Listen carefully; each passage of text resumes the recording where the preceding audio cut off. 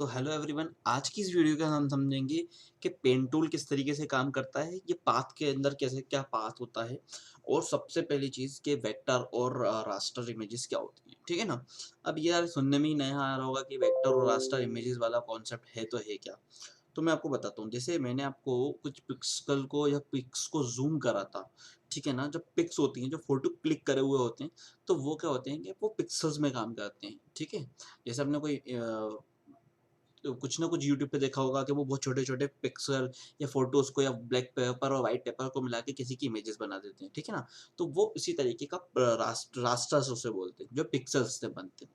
अब वेक्टर क्या सिस्टम होता है, वेक्टर वो इमेजेस होती हैं जो कि ज्योग्राफिकल मैथमेटिक्स पे काम करती हैं। अब यहाँ पे मैथ्स कहाँ से आ गई भाई, समझना। जैसे कि कोई आप लाइन खींचते हो या कोई बॉक्स बनाते हो, ठीक है? और उस बॉक्स में सिंपल ब्लैक कलर भरा हुआ है, तो जब जितना आप उसको बड़ा करो या जितना भी छोटा करो, उसके अंदर कोई भी पिक्सेल्स नहीं है। आप जितना भी बड़ा करोगे, वो उतना ही स्मूथली बड़ा भी हो जाएगा और ऑटोमैटिकली वो अपना शेप को भी मेंटेन रखेगा। तो इसका फ़ायदा कहाँ पर होता है, जैसे कि कोई आप ऐसा प्रोजेक्ट बना रहे हो जो बिल बोर्ड्स में लगने वाले हैं या किसी चीज़ में लगने वाले हैं, तो उसमें जब कोई चीज़ क्वालिटी वाइज़ होता है ना, कितना ही साइज़ बड़ा हो जाए मगर वो क्वालिटी अपना मेंटेन करके रखता है, ठीक है? ये वेक्टर्स कहाँ पे काम आते हैं, आपने कोरल ड्रॉ हो गया, इलस्ट्रेटर हो गया, इन टाइप के टूल्स में काम आते हैं। मगर अभी आप जो सीख रहे हो फ़ोटोशॉप है, तो फ़ोटोशॉप में कितना यूज़ है उसका वो आप समझ सकते हो, वो उसके ऊपर हम बात करेंगे। ठीक है? और भी जो पेन टूल का काम है, वो मैं आपको बताता हूँ, जो हम अपने कैटेगरी में सबसे ज़्यादा यूज़ होने वाला पेन टूल का काम है, वो मैं आपको बताता हूँ, ठीक है? तो शुरू करते हैं, ठीक है? अभी इसी इमेजेस के ऊपर अपन काम करते हैं, जिस पे अपन ने लास्ट टाइम काम करा था। एग्ज़ाम्पल के तौर पे आपके पास एक इमेज है, ठीक है? और इस इमेज के अंदर आपको यूज़ करना है पेन टूल। तो पेन टूल बेसिकली ये पेन की तरह यूज़ हो जाता है। यहाँ पे काम कैसा होता है, जैसे अगर आपने एक पॉइंट टू दूसरा पॉइंट लगाया, तो इसने क्या करा, एक पाथ बना दी।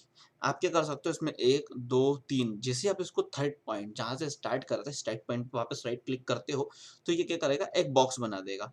अब ये बॉक्स कई सारी तरीकों से काम करता है, वो हम आपको बताते हैं। यहाँ पे क्या होता है, जैसे आप पे राइट क्लिक करके इसको क्या कर सकते हो, फिल कर सकते हो पाथ को। ये आपने बनाई ये पाथ, देखो जो मैंने बोला था पाथ। अब यहाँ पे फिल पाथ पे जब क्लिक करोगे ना, तो यहाँ पे क्या कर सकते हो, आप किसी कलर से भर सकते हो, वापस हिस्ट्री में पेंट में जा सकते हो, ब्लैक कर सकते हो, 50% ग्रे कर सकते हो, या भी और कौन चीज़ें कर सकते हो, जैसे कंटेंट अवेयर कर सकते हो, मगर कंटेंट अवेयर ओपन अभी नहीं है। क्यों नहीं है? अब वापस राइट क्लिक करोगे ना, तो आपको मिलेगा यहाँ पर मिल जाएगा स्टॉक। आप अभी इसका स्टॉक बना सकते हो, मतलब स्टॉक के उसके ऊपर एक लाइनिंग भी कर सकते हो किसी भी चीज़ की, रेज़र की कर सकते हो, पेंसिल ब्रश की कर सकते हो। जिस सेटिंग पे आपकी पेंसिल अभी या जिस सेटिंग पे ब्रश होगा, उस सेटिंग पे ये कर देगा। देखो, सेटिंग मतलब कि इतना बोल्ड था और यही वाला डिज़ाइन मतलब सिंपल ब्लैक कलर घुसा हुआ था उसके अंदर। तो उसने क्या करा, उसी पाथ के ऊपर घुमा दिया। अब यहाँ पे क्या बहुत सारी चीज़ें इसके यूज़ आएँगे, वो मैं आप समझोगे, आप इसको क्लियरली समझोगे, ठीक है ना? तो यहाँ पर आप क्या कर सकते हो, इसको वापस कर सकते हो पूरा का पूरा इरेज़र सिस्टम को। यहाँ पर कंट्रोल ज़ेड दबा के और इस तरीके से आपका पूरा सिस्टम खत्म हो जाएगा। अब यहाँ पे एक चीज़ और समझ सकते हो कि पाथ और कैसे-कैसे काम करते हैं, उनके क्या है। तो यहाँ पे आप देखोगे तो काफ़ी सारे तरीके के मिल रहे हैं। जैसे आपके पास एक आ जाएगा फ्रीडम। अब फ्रीडम क्या होता है, जैसे आप जैसे भी चलाओ तो उस तरीके से चल जाता है और ऑटोमेटिकली हर जगह पर उसके डॉट्स बन के आ जाते हैं, ठीक है ना? पर यहाँ पर अभी हम उसके ऊपर भी बात नहीं कर रहे थे, अपन सिंपल पहले तो पेन टूल पे बात करते हैं। पेन टूल के अंदर एक खासियत और होती है, अगर आप यहाँ पे क्या करोगे, पेन टूल से एक चीज़ को लोगे, जैसे मैं अपन एक नया पेज ले लेते हैं, ठीक है ना? ओके, ठीक है। यहाँ पे क्या होगा, समझने में काफ़ी मज़ा आएगा आपको, क्योंकि ये व्हाइटनेस रहेगी आपको सिंपली, ठीक है? और जैसे ही मैंने अपन ने इसको पेज ले लिया, जब हम यहाँ पे क्या करेंगे, देखो मैंने एक पॉइंट लिया, दूसरा पॉइंट लिया और तीसरा पॉइंट लिया। अब जब भी यहाँ पर जो पॉइंट आ रहा है ना, वो सिंपल किसी भी कलर में नहीं है।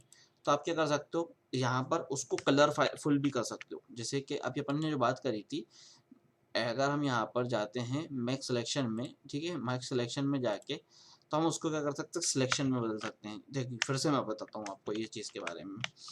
आपको करना क्या है, जैसे एग्जांपल के तौर पे अभी वापस अपनी इमेज पे आते हैं और हम यहाँ पे क्या बोलते हैं कि अगर मैंने जैसे इस बर्गर को क्लिक कर रहा हूँ, ठीक है ना? मैं इस टाइप से कुछ बर्गर को क्लिक कर रहा हूँ, ठीक है? और मुझे ये चीज़ को, इतने एरिया को सिलेक्ट करना है, तो मैं क्या करूँगा, यहाँ पे क्या कर सकता हूँ, मैं एज़ अ सिलेक्शन पे जा सकता हूँ, 0 ही रखूँगा और मेरा ये उतना एरिया सिलेक्ट हो गया। अब एक बहुत बेहतरीन चीज़ है, वो भी आप समझिए। पेन टूल के अंदर क्या होता है, जब आप एक पॉइंट और दूसरा पॉइंट बनाते हो, तो आप क्या कर सकते हो, उस पॉइंट को खींच सकते हो। जैसे आपने यहाँ पे खींचा, और खींचने के बाद आप क्या कर सकते हो, उसी पॉइंट के ऊपर रख के आप कुछ रोटेशन दे सकते हो। देखो, आपको दिख रहा है? ये इस तरीके का, जहाँ पे आप पॉइंट को क्लिक करोगे, क्लिक को करने के बाद आपको खींचना है, समझ गए? जैसे मैंने ये क्लिक करा और ये मैंने खींच दिया, तो ये रोटेशन में आ जाएगा। मैं इसको फिर से वापस से करके इसको क्लियर करना चाहता हूँ आपको। देखो, जितना हो सके उतना क्लियरली हो तो ज़्यादा। मैं वेक्टर ना फोटोशॉप से काफ़ी अलग है, और ना यूज़ भी कम आने वाला है, मगर ये यूज़ आने वाला है आपके, अगर आप इलस्ट्रेटर पे जाते हो तो। मगर यहाँ पर जो यूज़ आएगा ना, वो कहाँ आएगा, वो मैं आपको उस पॉइंट ऑफ व्यू से बताऊंगा कि ई कॉमर्स सेलर्स के लिए बेनिफिशियल हो।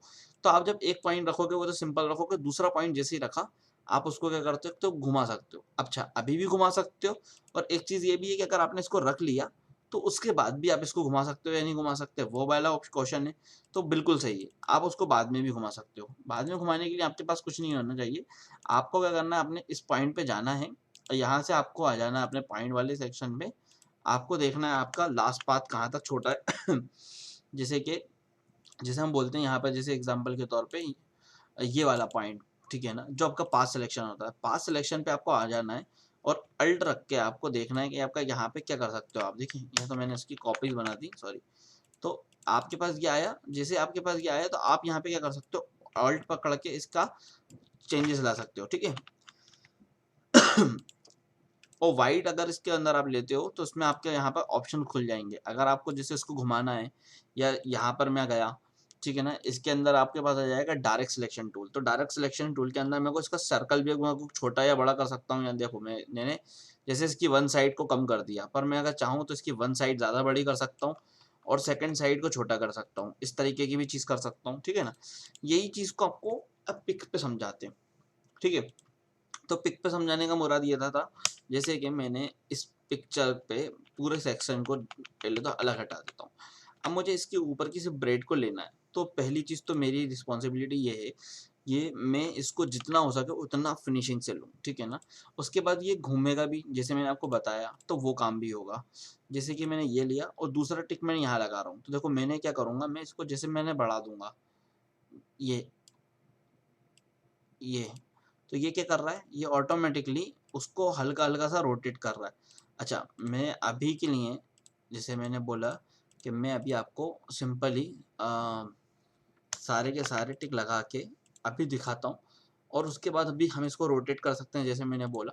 तो उस तरीके से भी आप इसको रोटेट करेंगे। ये कई सारे प्रोडक्ट्स में काम आ सकता है। जैसे मैंने आपको बोला कि ये पूरा एंड टू एंड हो गया। अब एंड टू एंड होने के बाद मैंने क्या करा, इसके फॉर्मेशन पे गया, और मैंने देखा कि यार ये माउस का ये वाला हिस्सा अलग जा रहा है, या मैं इसको थोड़ा सा उठा पटक कर सकता हूँ, मैंने इसको हल्का सा घुमा सकता हूँ, ठीक है ना। तो मैं वैसी कुछ चीज़ें देख सकता हूँ। तो मैं देखूंगा कि इसको मैं और क्या कर सकता हूँ। यहाँ पे जब मैं 2 क्लिक करूँगा, तो मेरे पास और ऑप्शन आ जाएंगे। या मैं इसके पाथ वाले पे क्लिक करूँगा, तो मुझे इसकी पाथनेस समझ में आ जाएगी कि मैं इसके पाथ को हिला सकता हूँ या नहीं हिला सकता, ठीक है ना। इस तरीके से मेरे पास ऑप्शन आपके सामने खुलते हुए जा रहा है। जब आप एक पॉइंट के ऊपर क्लिक करोगे, या उस पॉइंट को अगर आपको डिलीट करना है, तो वो पॉइंट भी आप डिलीट कर सकते हो। और इसी तरीके से यहाँ पर अगर आप देखोगे कि आपको कोई पॉइंट को शार्प करना है, तो आप वापस आपके आप इधर आओगे, और इस पोर्शन पे आओगे, तो आप इस पॉइंट को शार्प भी कर सकते हो। देखो, जैसे कि मैंने आपको देखा ना, इसका कर्व कर्व आ रहा था, अब मेरे को अभी इसका कर्व नहीं मिल रहा था, पर मैं यहाँ पे इसको कर्व में भी लेके आ पा रहा हूँ, या मैं इसको उठा के वापस कर्व पे ले आऊंगा, जैसे मैंने इसको करा, ठीक है। और वापस मैंने फिर इस पॉइंट पे रखा, और इस तरीके से अगर मेरे को इसको कर्व रखना है, तो मैं इसको कैसे कर्व कर सकता हूँ। तो ये इस टूल का काफ़ी हद तक काम है। और वापस से आप इसको सिलेक्शन टूल पर जाके इसको सिलेक्ट कर सकते हो, या सिलेक्शन बना सकते हो। तो उम्मीद करता हूँ ये आपको समझ में आया होगा। कि डिटेल में और हम इसके ऊपर बात करेंगे जब हम पिक्स से हट के फॉन्ट में या पोस्टर डिजाइनिंग में जब हम जाएंगे, तो इसके ऊपर हम और बात करेंगे। मिलते हैं नेक्स्ट वीडियो में। Thank you so much.